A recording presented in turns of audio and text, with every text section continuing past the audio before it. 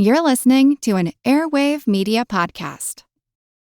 Hello, and thanks for joining Revolution 250. This is where we remember events that took place 250 years ago this week. It's a short bonus episode from the American Revolution podcast to remember these important 250th anniversaries from the Revolutionary War. This week, we remember Virginia's vote to instruct the Continental Congress to declare independence on May 15th, 1776. Last week, we covered Congress's May 10th vote to call on the states to establish independent governments. After that vote, John Adams and others added a preamble that essentially said that these independent governments were necessary because of all the abuse from the king and parliament.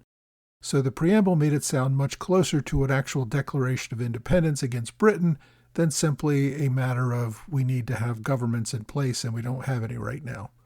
The final vote, including that preamble, took place on May 15th, and it did actually pass the Continental Congress.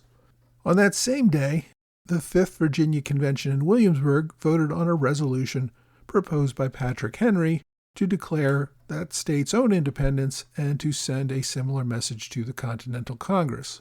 After the royal governor of Virginia, Lord Dunmore, shut down the House of Burgesses, the state representatives formed their own quasi-state government called a convention. The first one met in 1774. The colony of Virginia just kept holding elections and running the colony, but they didn't want to call themselves a new legislature. That sounded a little too treasony. Instead, they just kept holding conventions to pass resolutions and appoint delegates to the Continental Congress. Virginia's 5th convention convened on May 5th, 1776. They elected Edmund Pendleton as the presiding officer. The elected officials at the convention reflected a diverse view that Virginia voters held about independence. This was still a controversial idea, and a faction of the delegates, although they weren't happy with Britain's treatment of the colonies, still seemed reluctant to call for independence from the British Empire. The prior 4 conventions had largely avoided the issue, but by the time of the 5th convention, they seemed ready to pull the trigger. Patrick Henry, who had already been a proponent of independence for some time, called for a vote on a resolution on independence, which the convention passed.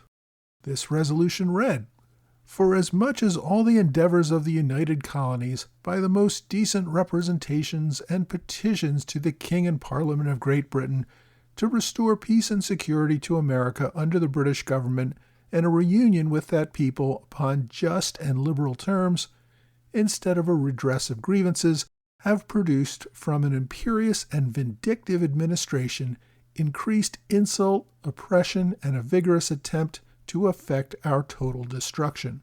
By a late act, all these colonies are declared to be in rebellion and out of the protection of the British Crown. Our property is subjected to confiscation, our people, when captivated, compelled to join in the murder and plunder of their relations and countrymen, and all former rapine and oppression of Americans is declared legal and just. Fleets and armies are raised, and the aid of foreign troops engaged to assist these destructive purposes. The king's representative in this colony hath not only withheld all the powers of government from operating for our safety, but having retired on board an armed ship, is carrying on a piratical and savage war against us, tempting our slaves by every artifice to resort to him, and training and employing them against their masters. In this state of extreme danger, we have no alternative left but an abject submission to the will of those overbearing tyrants, or a total separation from the Crown and the government of Great Britain, uniting and exerting the strength of all America for defense and forming alliances with foreign powers, for commerce and aid in war.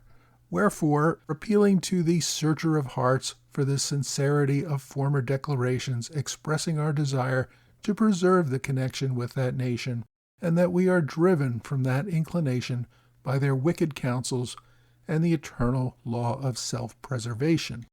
Resolved unanimously that the delegates appointed to represent this colony in the General Congress be instructed to propose to that respectable body to declare the United Colonies free and independent states, absolved of all allegiance to or dependence on the Crown or Parliament of Great Britain, and that they give the assent of this colony to such declaration and to whatever measures may be thought proper and necessary by the Congress for forming foreign alliances and a confederation of the colonies, at such time and in the manner as to them shall seem best, provided that the power of forming government for and regulations of the internal concerns of each colony be left to the respective colonial legislatures. Resolved unanimously that a committee be appointed to prepare a Declaration of Rights and such a plan of government as will be most likely to maintain peace and order in this colony and secure substantial and equal liberty to the people. Following passage of that resolution, the people of Williamsburg celebrated that evening, taking down the Union Jack and raising a new flag containing the 13 red and white stripes that represented the colonies. I hope you've enjoyed this Revolution 250 moment. For more details on this topic, check out episode 98 at blog.amrevpodcast.com. You can also subscribe for free to the whole podcast on whatever podcast platform you like.